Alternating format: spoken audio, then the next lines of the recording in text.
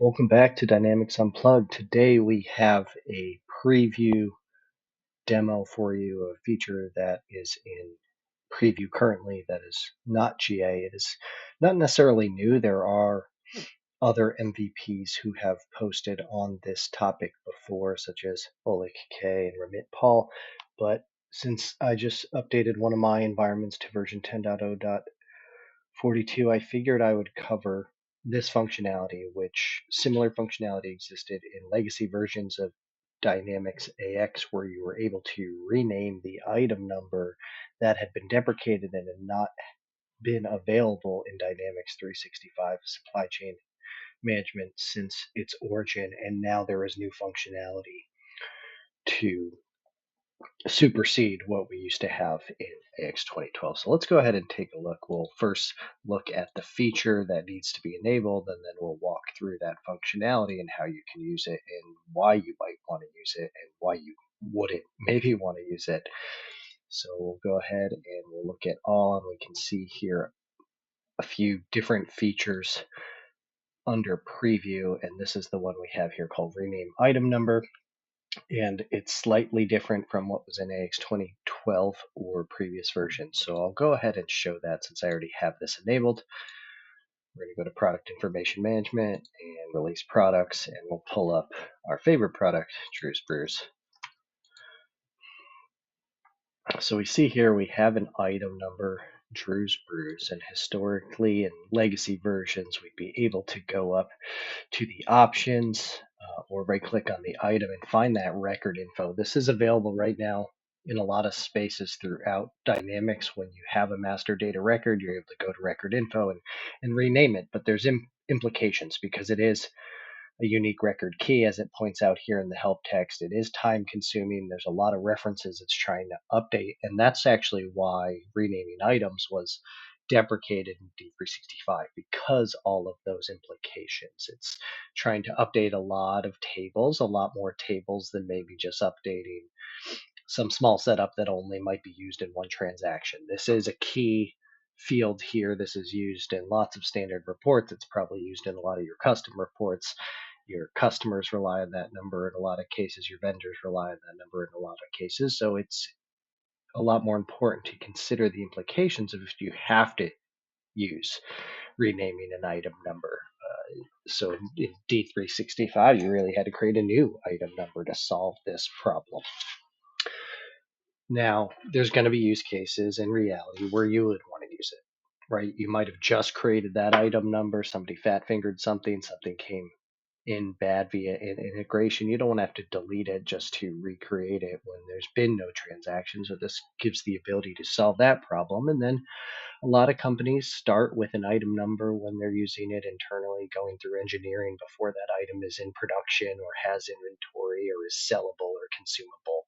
And they might then have an official item number once it is released for use. So I think there are valid use cases, and that's probably why Microsoft reconsidered adding some new functionality. So let's see how it works now. Let's click on the rename, and we're immediately going to get a warning and a hard stop. It doesn't do anything. It says to rename item numbers, we need to use the functionality available under the Release Products page, General tab, rename item number. So we know we're already on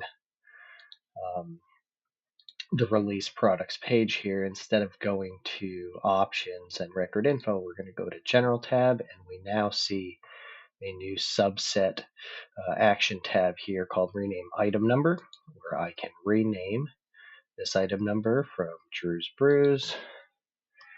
Let's say it should actually just be called Drew Brew. And we can run that in batch mode if necessary. If not, I can run it here in real time. It's going to give us more warnings here and some of the limitations of using this. So serialized or encoded item numbers will not be updated. External systems, it can update those external systems, so keep that in mind. You're integrating with a CRM, another ERP, customer systems, vendor systems. There's still implications to doing this, even though there is a new or better technical way to do it than we had in previous versions. Plain text usage, so consider that if you have characters that are not plain text. in the temporary tables and in memory fields. They they will not be renamed using this task. So you can see that as part of the logs that are stored, but just keep that in mind as you're using this process. So what we hope is item number Drew's Brews becomes Drew Brew.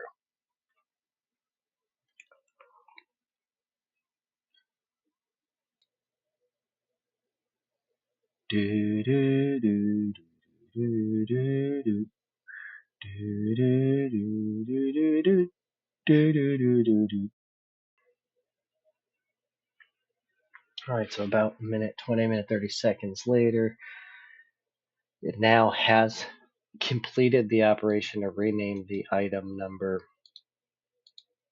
We can see here the item number renaming. It actually gives us a log. Full item number renaming log can be found under report, but it has updated that one record. It's updated some bomb calculation transactions, report as finished transactions, bomb versions, confirmation lines, batches, inventory blocking, distinct products, so on and so on. The sales orders I might have this on. So took a minute to do the renaming because this specific item number is used so heavily already.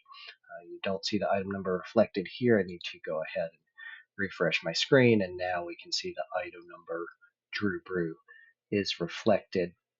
If I were to look at something like my transactions, we still should see the renaming now having taken place. So it did quite a bit of updates there across the database.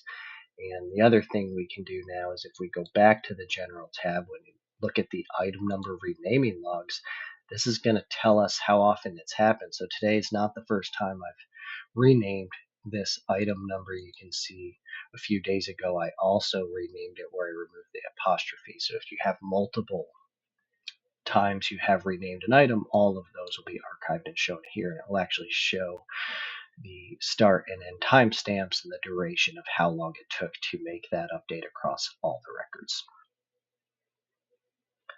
So that has been rename item number in D365 Supply Chain Management on Dynamics Unplugged. See you next time.